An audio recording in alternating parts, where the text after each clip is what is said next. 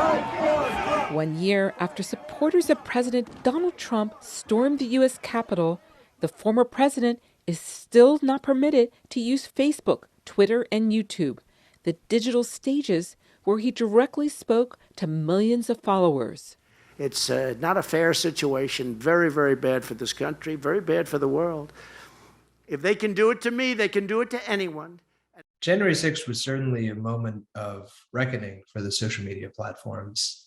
Trump was accused of using the platforms to stoke the riot.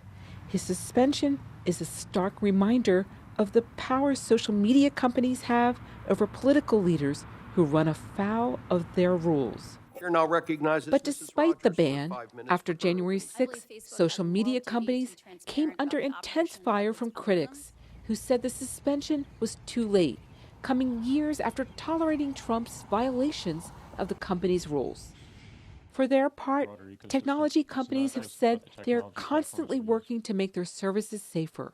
Twitter's former CEO said at a congressional hearing that Twitter did bear some responsibility for disseminating disinformation that led to January 6th, but pointed to the larger culture. But you also have to take into consideration a broader ecosystem. It's not just about the technology platforms we use. There have been some changes. Twitter enacted a 5-strike policy on misinformation about COVID-19. Facebook now applies its content moderation rules to politicians, a group it had shielded in the past. But the changes strike some experts as small. Whether or not they've actually changed how they think about their products and their algorithms and the core business models, that I think is less so. That I think is they still continue to play a bit of whack-a-mole. Looking out to elections this year, the potential remains that social media could lead to more unrest, observers say. We really need to start planning now for all those things. And I haven't necessarily seen what I would like to see from the companies around what they're doing. Some critics point to the company's way of making money, advertising, and how the firms have created algorithms that highlight extreme content that is more engaging.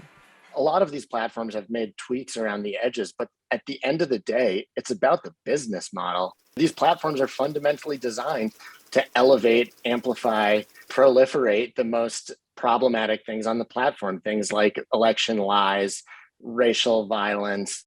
Whistleblower leaks at Facebook showed how some of these problems are familiar to company executives. In the coming year, lawmakers could try to force the companies to make bigger changes to policing controversial content and being more transparent about what they are doing.